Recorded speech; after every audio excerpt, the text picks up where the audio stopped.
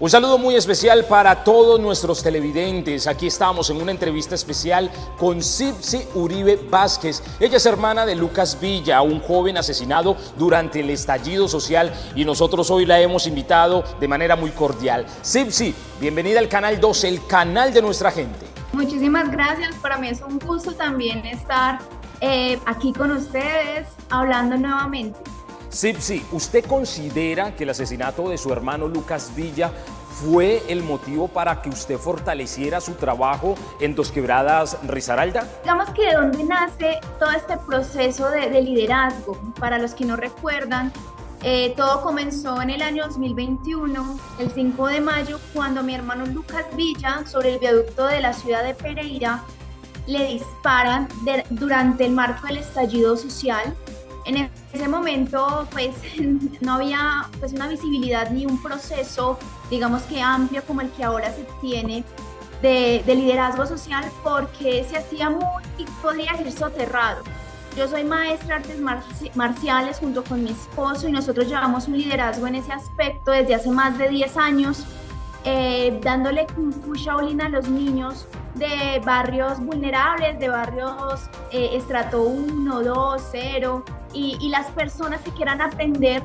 Nosotros desde la escuela lo que hacemos es becar a esos muchachos que tienen toda la voluntad de aprender la disciplina y que no tienen los recursos para hacerlo. Y precisamente por eso que me cuenta, yo quisiera preguntarle a usted cómo se siente de que su hermano Lucas Villa sea considerado como un símbolo de la resistencia en Colombia. Ha sido muy bonito. Inicialmente fue hoy contradictorio, no por la situación del homicidio, sino porque no fue el único asesinado. Porque a pesar de todas las condiciones trágicas de la pérdida que nosotros sufrimos, entendía que habían familias que estaban pasando por algo peor. Ver al muchacho que fue decapitado y que la mamá encontró la cabeza de su hijo, o las mamás que hoy no saben dónde están sus hijos y que saben que posiblemente fueron torturados y desmembrados y lanzados al río, y que en el estallido el Canal 2 con Alberto Tejada encontró los restos de muchos de ellos, y que hoy sigue pasando de la misma manera, pero digamos que no en contubernio con el Estado. A raíz de todo lo que ha sucedido, ¿usted se sentaría con miembros del gobierno de Iván Duque y qué les diría si tuviera la oportunidad de hacerlo? Mira que yo ya se lo dije cuando estuvimos en el Senado enfrentando y confrontando a Diego Molano. Decirle que sus decisiones son homicidas, que ellos vienen dentro de un gobierno que valida la muerte como control social. Yo creo que sería muy difícil conversar, porque es saber que son personas estructurados bajo el dominio, porque lamentablemente esta estructura oligarca considera que la ciudadanía solamente debe servir a sus intereses y a sus placeres. Por eso para ellos les indigna que tengamos pensión, les indigna que tengamos menos horario laboral, les indigna que podamos llegar a pensar a tener una educación digna, y que podamos en algún momento, la ciudadanía, la plebe, ser jueces, ser abogados o llegar a ministerios. Ellos les duele, porque consideran que es su derecho natural por haber nacido en ciertas familias. Yo me sentaría más fácil con esas personas que se sintieron con el proceso del estallido. Nos queda clarísima su posición. Ahora pasemos al gobierno actual. ¿Usted considera que el gobierno de Gustavo Petro lo está haciendo bien? Hay falencias que nos hacen ver los medios de comunicación, pero los resultados son increíbles para un gobierno que lleva un poquito más de 2 años, para un gobierno que se ha enfrentado al bombardeo continuo de los medios de comunicación que lo han desacreditado todo, que no han difundido realmente los cambios y los beneficios que ha llegado a la población. Yo, por ejemplo, jamás me imaginé con la subida, por ejemplo, del huevo que llegó a costar 750 hasta 800 pesos un huevito. Hoy, por ejemplo, yo ya lo estoy comprando a 500. Dígame, ¿cuánto en la historia los precios del alimento han descendido? Por lo general, cuando asciende algo ya no baja. Nos metieron el 4 por 1000, supuestamente era temporal, y todavía hoy lo estamos pagando. Entonces, para mí, o sea, y son cosas pequeñas. Y en lo pequeño se ve lo mucho. Para mí lo están haciendo muy bien con la oposición tan gigantesca, con el dinero que se está moviendo alrededor para desacreditar públicamente a este gobierno. Sí, hay errores como todo porque han sido siglos donde nunca se ha gobernado, donde siempre han gobernado los mismos, donde la estructura la construyeron encasillada para lo que ellos querían y llega este gobierno a tener que romper paredes y volver a construir para poder ampliar y llegar al proyecto que se requiere en este país de la violencia, que quiere ser el país de la belleza. No es que se imaginan, o sea, solamente pensar violencia a belleza, o sea, dos palabras tan antagónicas y que este gobierno está haciendo ese tránsito para lograrlo. Sibsi, José Alberto Tejada estuvo del lado de la muchachada, de los muchachos de la resistencia. Yo quisiera preguntarle a usted, ¿qué significa para usted José Alberto Tejada? Admirable, una persona totalmente profesional. Creo que para entonces era el primer periodista que yo conocía de todo lo que yo veía en la televisión. Alguien que realmente mostraba la otra cara de la moneda, nos demostró que se puede hacer contrainformación a medios que ocultan la verdad. Alberto Tejada era un hombre profesional y entregado a su profesión, totalmente ético en lo que hacía, lo que no se ve en los medios que hoy vemos habitualmente, Blue Radio, que es nefasto, lo que es lamentablemente la W, se nota cuando hay una pauta más grande desde un lado que del otro.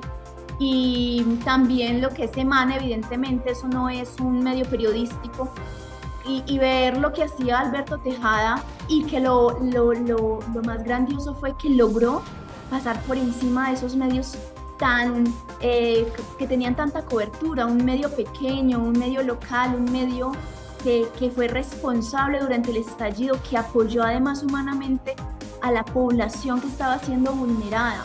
Él era un defensor de derechos humanos, era un periodista, era un hombre totalmente ético en su profesión y totalmente admirable porque le devolvió la humanidad al que estaban mostrando como si fuera el criminal.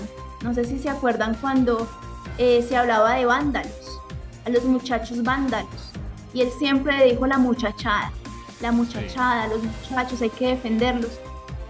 Fue una gran pérdida que una persona como él, a veces uno dice, madre, hay gente más podrida y todavía están por ahí caminando y dando lidia, ¿no?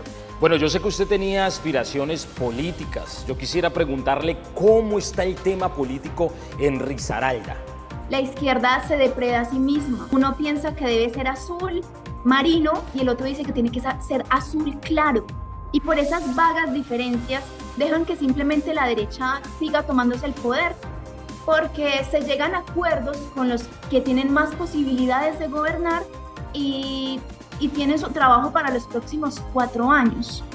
Eso lamentablemente es lo que se mueve a grosso modo en la política del territorio en el que habito y debe ser así en la mayor parte de los territorios, donde al final se termina pactando para poder tener un puesto en el gobierno local.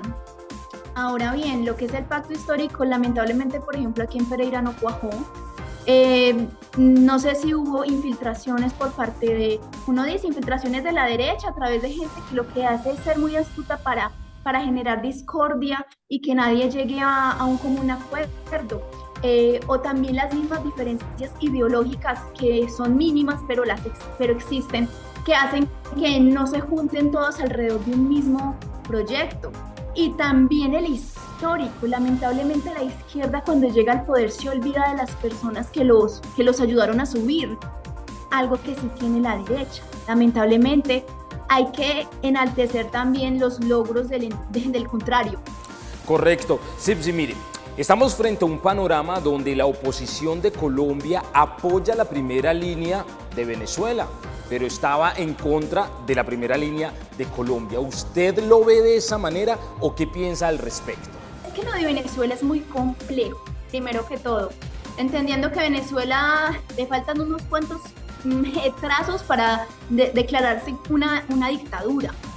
Entendiendo que la oposición de este gobierno dictatorial en Venezuela es una derecha fascista.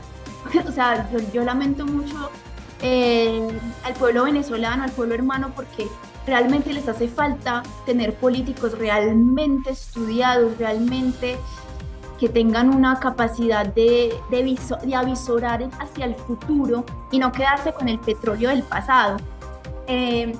Entendiendo que entonces esa primera línea que hay hoy en Venezuela está luchando es por no continuar en lo mismo, porque también que algo se estanque, sea de un lado o del otro, tampoco está bien en una democracia. Yo lo dije hice un video justamente en mis redes explicando un poco lo que es la situación en Venezuela. Es que una democracia no es para que solamente se mantenga un poder, la democracia es para que los que lleguen empiecen a hacer progresar el país a través de diferentes acciones dentro de lo que les enmarca la Constitución. Lamentablemente la derecha generalmente no respeta el Estado Social de Derecho y se burla de él poniendo un montón de cláusulas para decir que cumplen cuando realmente no lo hacen. Pero entonces cuando la primera línea de Venezuela lo que defiende es la democracia, no está defendiendo ni siquiera a María Corina Machado o a Nicolás Maduro, están defendiendo un modelo de gobierno que está siendo pisoteado por los intereses de mantenerse en el poder de un sector político que se ha perpetuado por las malas decisiones también de los políticos de la derecha. Si usted tuviera la oportunidad de describir en una sola palabra personajes como María Fernanda Cabal, Paloma Valencia, ¿en qué palabra las describirías y por qué? Ignorancia. Porque tú cuando no te sientas a comer al lado de tu contrario, cuando no entras a reconocer la lucha del otro, así sea tu contrario, eres un ignorante. Hay una pequeña como alegoría. A mí me pasaba mucho que cuando uno va a casas de gente muy rica, haciendas y casas gigantes, no me ofrecían ni un vaso de agua. Yo decía, pucha, tengo una sed, y no me ofrecían nada. Pero tú vas a la casa de un campesino pobre, con el techo roto, con las sillas arregladas con clavitos. Te ofrecen frijoles, arroz, tajada, jugos grandísimos. Y me dice, ¿pero por qué? Si este señor no sé la necesidad que tiene y me ofrece de esta manera. Porque es que la gente vulnerable sabe qué es el hambre. Y como saben qué es el hambre, ofrecen al otro lo que saben que a ellos a veces les gustaría que les ofrecieran. Entonces cuando tú vas a una casa muy prestante, muy rica y no te ofrecen un vaso de agua, es porque nunca han sentido sed. Nunca han sentido hambre y por eso hablan de el pobre es pobre porque quiere. Sí, nos quedaríamos mucho tiempo con usted porque hay muchas cosas interesantes para contarles a nuestros televidentes, pero antes de que usted se vaya, por favor cuéntenos qué proyectos tiene a futuro. Yo sé que no todo se puede contar, pero sí quisiéramos saber cuál es el trabajo que usted va a realizar en los próximos meses y años. Hay muchas cosas que están en arrocito en bajo y hay un adagio muy sabio que le dicen a uno que no cuente las cosas hasta que se realicen, ¿no? Porque a veces las personas, por desearte bien, su propia energía hace que las cosas no surjan. Sí. Pero dentro del futuro, evidentemente seguir apoyando el proyecto de país. Aquí no estamos hablando de Petro, de Francia, del pacto histórico, es un proyecto de país que en este momento lo representa y lo lidera Gustavo Petro, Francia Márquez y el proyecto que ellos tienen de pacto histórico. A futuro, pues, es apoyarlo desde inicialmente el sector de la comunicación, porque es un sector que es el cuarto poder que es el que manipula las mentes de la ciudadanía para volcarse a elegir X o Y persona. Entonces, inicialmente, eso es como lo que ahorita estoy como empezando y tratando de fortalecer y consolidar. Sí, muchísimas gracias por acompañarnos en esta entrevista especial, un informe especial que hemos hecho con todo el corazón para todos los televidentes del Canal 2, el canal de nuestra gente. Usted sabe que esta es su casa y por acá siempre bienvenida. Sí, no hay ningún problema, cuenten conmigo.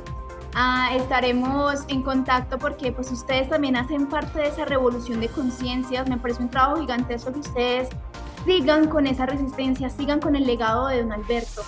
A todos ustedes, muchísimas gracias por su sintonía. Benger Dos Santos, aquí estamos con todo el equipo del Canal 2, siempre siendo la voz de nuestra gente. Nos encontramos en una nueva emisión y recuerde que a través de todas nuestras plataformas digitales usted puede enterarse de todo lo que pasa, no solamente en Cali, sino también en Colombia y el mundo entero. Un abrazo para todos.